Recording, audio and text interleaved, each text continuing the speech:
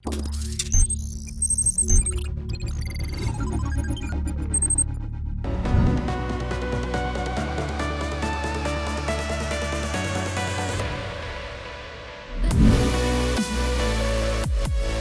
में किया की सबसे ताज़ा कार आपके पूरे परिवार के लिए है।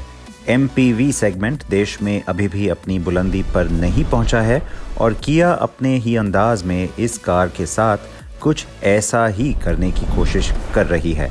कोरियाई कंपनी की उम्मीद है कि ये बाजार में एक और हिट कार होगी जिसकी बिक्री शानदार हो। दुनिया के कई देशों में ग्राहकों के लिए ये नाम नया नहीं है, लेकिन अपनी चौथी जनरेशन के साथ भारत में पहली बार सुना गया है। इस मॉडल के साथ किया ने बाज़ार में 3 नए रंग उतारे हैं। एक है सिल्वर, एक ये मॉस ब्राउन और जो तीसरा कलर है जो शायद मैं ज़्यादा पसंद करता वो अमेया के साथ है। जी बिल्कुल, मेरे पास है इंपीरियल ब्लू जो कि करेंज में एक नया कलर है। एक सेकंड, आपने क्या कहा? Imperial blue? नहीं, दूसरी चीज़। करेंज? नहीं, कार का नाम करेंज नहीं है। एक और बार ट्राई कीजिए।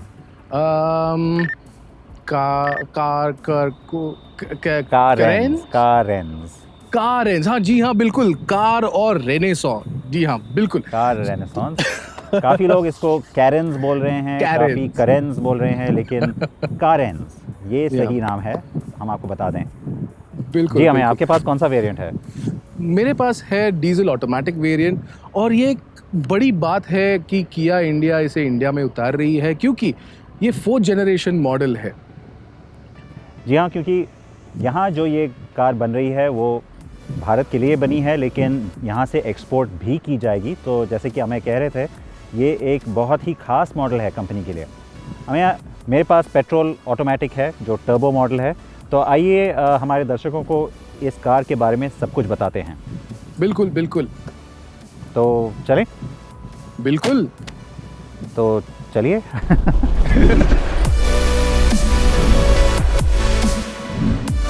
कारेंज एक SUV नहीं है, लेकिन कुछ SUVs का मुकाबला ज़रूर करेगी। किया के हिसाब से ये एक नए सेगमेंट का आगाज़ कर रही है, लेकिन आसान शब्दों में तो ये एक MPV है, यानी कि मल्टीपर्पज़ व्हीकल। और शुरू करते हैं इसकी स्टाइलिंग से। बाकी देशों में जो पुरानी कारेंज के मॉडल्स हुआ करते थे, उनका झुकाव स्टाइलिंग के डिपार्टमेंट में हमेशा मिनी वैन या फिर स्टेशन वैगन की तरफ ज़्यादा था। ये जो नई कार है, इसमें SUV स्टाइलिंग एलिमेंट्स ज़्यादा डाले गए हैं और वो जानबूझ के किया गया है ताकि कार थोड़ी ज़्यादा अपीलिंग लगे, लोगों को ज़्यादा पसंद आए। तो आप देख सकते हैं कि इसमें ये जो व्हील आर्चेस को क्लैडिंग दी गई है और जो ओवरऑल राइड हाइट है, ग्राउंड क्लियरेंस है, रूफ रेल्स हैं, सब एक क्रॉसओवर या SUV की फील आपको ज़रूर देगा। इसमें कुछ ऐसी चीज़ें हैं जो इस कार के लिए ख़ास हैं। देखते ही आपको पता चल जाएगा कि ये एक किया का डिज़ाइन है, लेकिन जो ओवरऑल ग्लोबल डिज़ाइन लैंग्वेज किया की जो बदली है अभी EV6 और ऐसी कारों के साथ, वो इसमें आपको पहली बार भारत में नज़र आएगा। नया किया का लोगो तो है ही, लेकिन ये जो एलिमेंट है, ग्रिल के बदले एक ज्योमेट्रिकल पैटर्न, ऑपोजिट्स यूनाइटेड, ये जो डिज़ाइन लैंग्वेज है किया की, ये उसका एक ख़ास फीचर है। लेकिन फिर भी सेल्टोस के साथ मिलता हुआ यहाँ पे जो पैटर्न दिया गया है, ये जो सजावट है इस क्रोम स्ट्रिप में, वो आपको बाकी किया की कारों की थोड़ी बहुत याद दिलाएगी। एक नया day time running light signature pattern जो कि स्टार मैप पैटर्न है, टेल लाइट और हेडलैम्प दोनों में आपको ये दिखाई देगा। पुरानी कारों में एक हार्ट बीट मोटिव हुआ करता था और full LED lighting top and version पे तो है ही, साथ में डुअल टोन एलॉय व्हील्स भी। और ओवरऑल इस कार का जो स्टाइलिंग है वो आपको किया की नई स्टाइलिंग डायरेक्शन या दिशा भी दिखाएगा।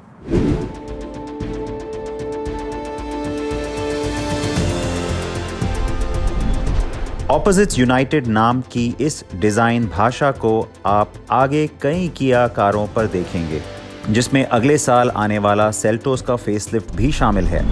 साइज़ की बात करें तो किया करेंज 4540 मिलीमीटर लंबी है, जो इसे मारुति सुजुकी XL6 या एर्टिगा और Hyundai Alcazar से भी लंबा बनाता है। सेल्टोस से तो काफ़ी लंबी ये है ही। ये 1800 मिलीमीटर चौड़ी है, बिल्कुल अपनी बहन जैसी, लेकिन बाकी सबसे थोड़ी बड़ी है। और कारेंस का कद 1708 मिलीमीटर का है, जो इसे एक अच्छा रुख देता है। यहाँ व्हील बेस काफ़ी अहम है। 2780 मिलीमीटर के साथ ये मुकाबले में खड़ी अल्काज़ार XL6, यहाँ तक कि महिंद्रा मराज़ो और टोयोटा इनोवा से भी ज़्यादा है। कार का ग्राउंड क्लियरेंस भी बुरा नहीं है। अब एक नज़र कार के कैबिन पर।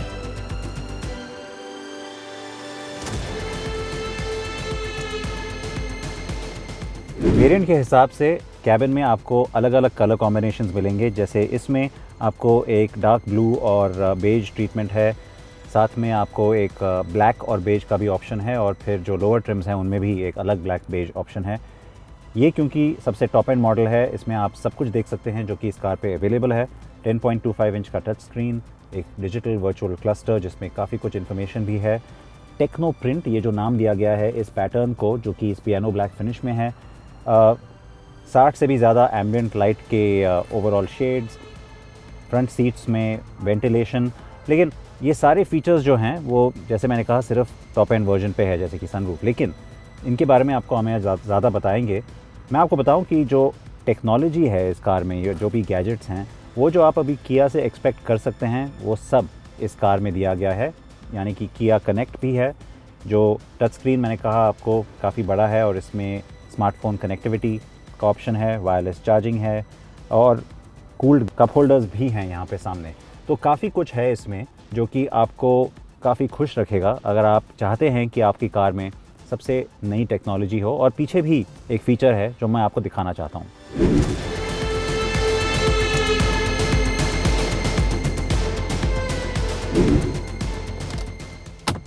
इस कार के तीनों रोज़ में आपको USB-C चार्जिंग पॉइंट्स दिए गए हैं, और काफ़ी सारे, ताकि जो भी कार में बैठा है वो अपना फ़ोन अलग तरीके से चार्ज कर सकता है। और ऑफ कोर्स आपको उतनी केबल्स कार में रखनी पड़ेंगी।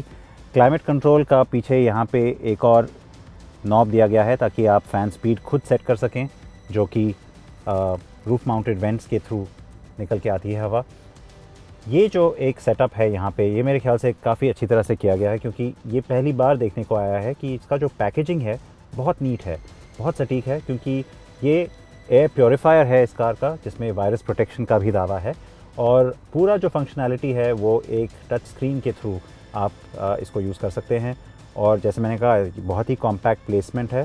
फ़िल्टर्स को चेंज करना और इसको किस तरह से यूज़ करते हैं वो आपको हम हमारे टेक वीडियो में अलग से डिटेल में बताएंगे। 2 ड्रिंक्स की कैन रखने की जगह, और ये भी एक कूलिंग के साथ जगह दी गई है, ताकि गर्मियों के मौसम में आपके जो कैन ड्रिंक्स हैं या छोटी पानी की बोतलें वो ठंडी रह सकें। लेकिन कार की तीसरी रो में कितनी जगह है, ये पता लगाने के लिए हमारे पास एकदम सटीक आकार का मनुष्य है।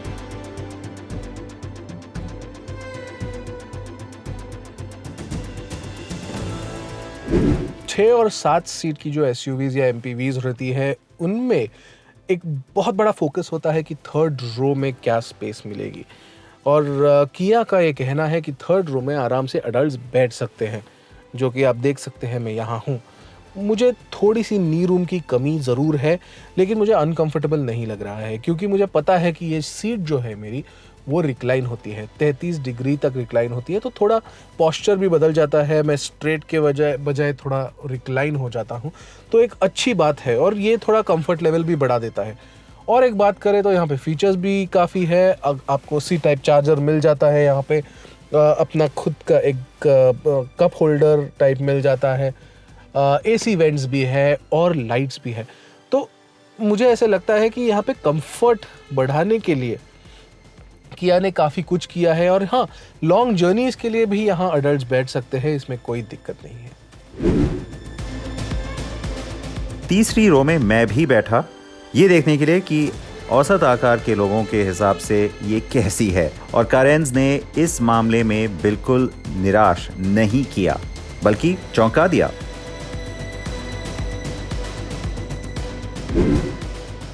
तीनों सीट्स के इस्तेमाल पर आपके पास 216 लीटर का लगेज स्पेस रह जाता है, जो ठीक ठाक है। और तीसरी रो गिराकर ये आंकड़ा 645 लीटर पर पहुंच जाता है। दूसरी रो भी पूरी तरह से गिर जाती है, तब आपको मिलता है पूरा 1164 लीटर का स्पेस। हमेशा की तरह फीचर्स के मामले में किया ने कोई कसर नहीं छोड़ी है। किया इंडिया ने हमेशा ही अपने कस्टमर्स को ऑप्शंस दिए हैं और इन्हीं ऑप्शंस को किया ने कारेंज में भी दिया है। और ये जो टॉप ट्रिम है, ये आपको यहाँ पे ब्लू डैशबोर्ड मिल जाता है और एक बेज इंटीरियर मिल जाता है। और अगर हम देखें तो क्वालिटी इंटीरियर्स की जो है वो काफ़ी अच्छी है और आकर्षक भी लगती है। अगर आप सीट्स की बात करें तो अपहोल्स्ट्री अच्छी है, आपको अच्छा लंबार सपोर्ट मिलता है, अंडर थाई सपोर्ट भी अच्छा है। तो ओवरऑल एक सेंस ऑफ स्पेस भी आपको बहुत अच्छी मिलती है इस गाड़ी में। इसमें वेंटिलेटेड सीट्स भी हैं, जी हाँ, जो हमें हमेशा ही आकर्षक लगे थे। वेंटिलेटेड सीट्स एक ऐसा फीचर है जो इंडिया में बहुत ज़रूरी है, क्योंकि हीट ज़्यादा होता है और आदमी स्वेट भी बहुत करता है यहाँ पे। तो ये जो फीचर्स है वो अच्छे हैं और काफ़ी आकर्षक है, लेकिन इसमें टेक भी बहुत है। तो इसीलिए हमारा टेक रिव्यू देखना बिल्कुल ना भूले, क्योंकि उसमें आपको पूरा डिटेल मिल जाता है कि इस गाड़ी में क्या क्या टेक फीचर्स हैं। लेकिन अगर मैं एर्गोनॉमिक्स की बात करूँ, सब कुछ आजू बाजू में है। कम से कम बटन हैं पूरे डैशबोर्ड पे, और ये एक बहुत अच्छी बात है, क्योंकि ये बस दिखाता है कि किया अब फ्यूचर में जा रहा है।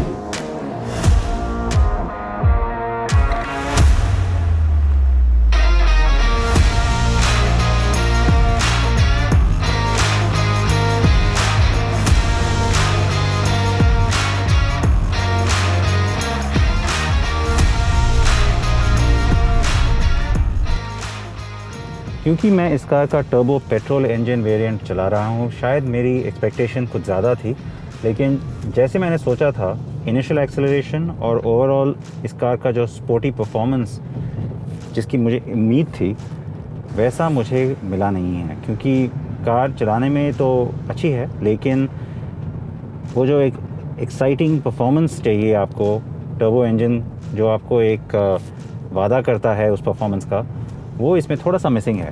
इंजन में रिफाइनमेंट तो है, लेकिन ये इंजन बहुत ज़्यादा आपको रैप करना पड़ता है परफॉर्मेंस के लिए, और फिर वो आवाज़ भी बहुत ज़्यादा करता है। तो वो आवाज़ कैबिन में आराम से आ जाती है। मैं आपको दिखाता हूँ।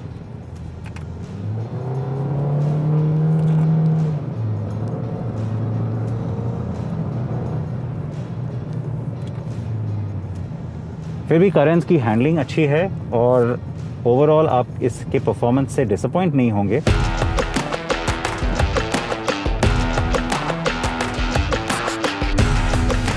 सेल्टोस की तरह ही यहाँ भी एक और पेट्रोल विकल्प मौजूद है, 1.5 लीटर मोटर जो 114 bhp बनाता है, लेकिन उस पे सिर्फ मैनुअल गियरबॉक्स ही है।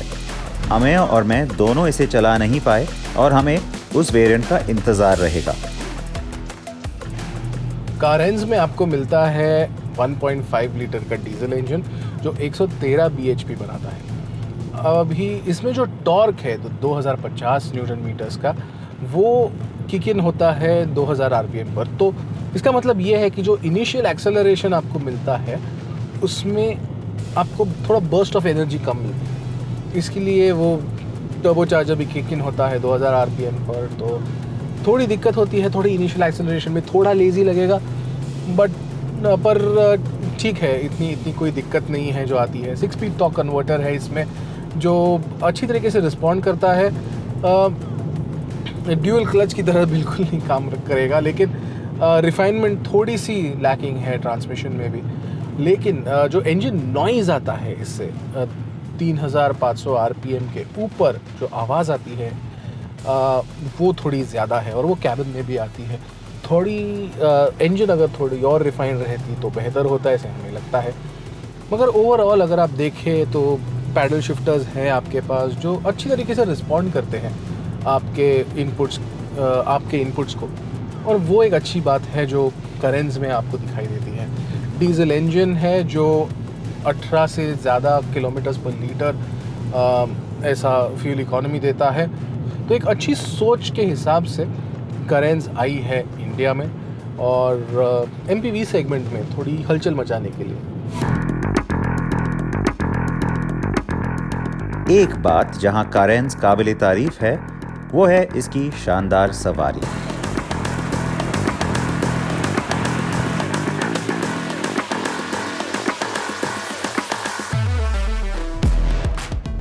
राइड क्वालिटी भी मुझे इसमें काफ़ी पसंद आई और कंफर्ट के हिसाब से ना सिर्फ सामने के पैसेंजर्स लेकिन जो पीछे बैठे हैं उनको भी कार काफ़ी कंफर्टेबल महसूस होगी। 7 DCT गियरबॉक्स हमेशा की तरह से काफ़ी अच्छा है, लेकिन ऐसा लगता है कि वो इस इंजन के साथ ठीक से मेट नहीं किया गया है, क्योंकि जो परफॉर्मेंस है उसकी मेरे ख्याल से फ्यूल एफिशिएंसी की तरफ ज़्यादा है और स्पोर्टी ड्राइविंग की तरफ कम। इस कार में 3 ड्राइव मोड्स हैं, इको, नॉर्मल और स्पोर्ट। और जिस हिसाब से मैंने एक्सपेक्ट किया था कि जब आप नॉर्मल से स्पोर्ट में जाएंगे तो एक ज़्यादा पंची परफॉर्मेंस मिलेगा, उस तरह का इसमें बहुत ज़्यादा फ़र्क नहीं महसूस होता है। जी हाँ, थोड़ा सा इंजन रेविंग इंक्रीज़ ज़रूर हो जाता है और कंपनी का दावा है कि जो स्टीयरिंग है वो भी थोड़ा ज़्यादा स्टिफ हो जाता है स्पोर्ट मोड में। मुझे कुछ खास फ़र्क स्टीयरिंग में नज़र नहीं आया और इनफैक्ट मुझे ये लग रहा है कि ये स्टीयरिंग कुछ ज़्यादा ही स्मूथ है, कुछ ज़्यादा ही लूज़ है। थोड़ा इसमें स्टिफनेस, टाइटनेस होती तो मुझे थोड़ा ज़्यादा कॉन्फिडेंस मिलता हाई स्पीड पे गाड़ी को कॉर्नर्स पे ले जाने में। एक और अहम चीज़ है जहां कंपनी ने कारेंस के साथ बाजी मारी है, सेफ्टी, यानी कि गाड़ी में जो सुरक्षा के विकल्प हैं। और आप जानते हैं कि यहाँ कार एंड बाइक टीम में ये मुद्दा हमारे दिल के कितना करीब है।